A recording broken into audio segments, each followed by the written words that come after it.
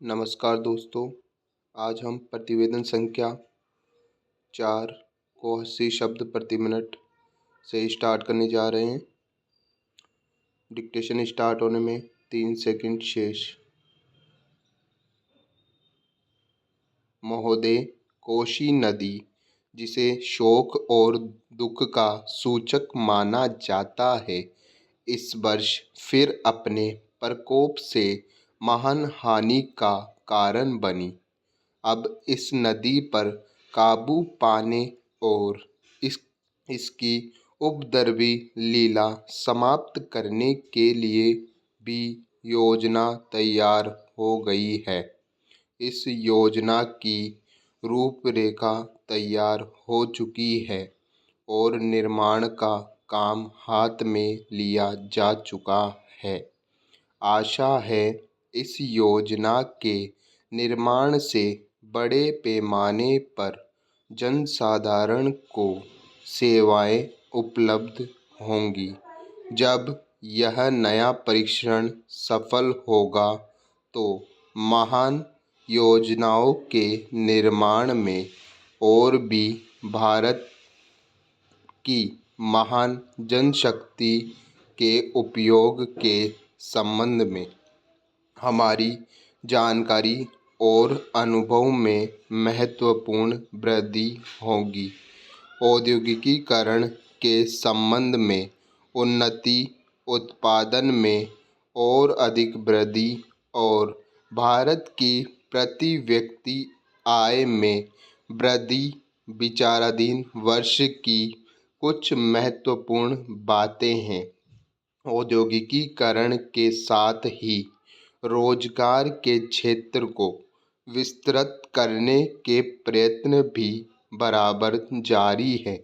कुटीर उद्योगों और घरेलू धंधों को प्रोत्साहन देकर औद्योगिकीकरण और रोजगार में समुचित संतुलन स्थापित करने का प्रयास किया जा रहा है।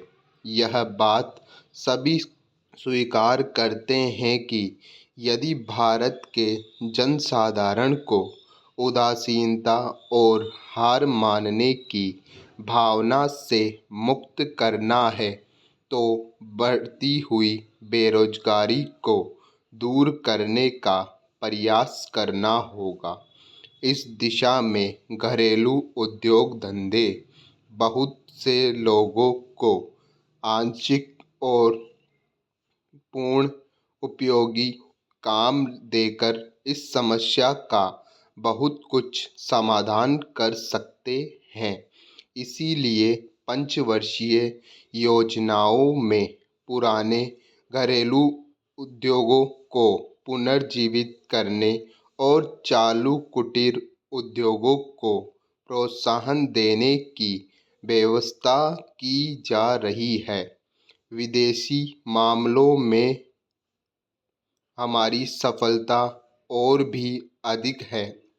हमारी नीति, जिसे मैं सक्रिय और सदुद्देश्य तटस्थता की नीति कहना चाहूँगा, वास्तविक व्यवहार में किसी भी देश अथवा यहाँ के लोगों को अपना शत्रु न समझने की नीति है। इस नीति के फलस्वरूप हमें विश्व शांति के पक्ष की और कुछ सेवा करने का अवसर मिला है। हम प्रसन्न और आभारी हैं कि संसार के राष्ट्र में भारत का स्थान इतना ऊंचा है। इंडो चीन निरीक्षण और नियंत्रण अंतर्राष्ट्रीय आयोग की अध्यक्षता हमने स्वेच्छा से स्वीकार की है और हमारे नागरिक यथासाध्य उस देश में शांतिपूर्ण निर्वाचन संबंधी समस्याओं का सामना कर रहे हैं। हम सभी राष्ट्रीय अथवा अंतर्राष्ट्रीय समस्याओं का निपटारा शांतिपूर्ण ढंग से चाहते हैं। मुझे बहुत प्रसन्नता है कि भारत में फ्रांसीसी बस्तियों की समस्या शांतिपूर्ण और सद्भावना के वातावरण में सुलझ सकी है। शांतिपूर्ण प्रणाली की सफलता का वह एक महत्वपूर्ण उदाहरण है। दुर्भाग्य से भारत में पुर्तगाली बस्तियों की ऐसी ही समस्या को सुलझाने की दिशा में प्रगति नहीं की जा सकी।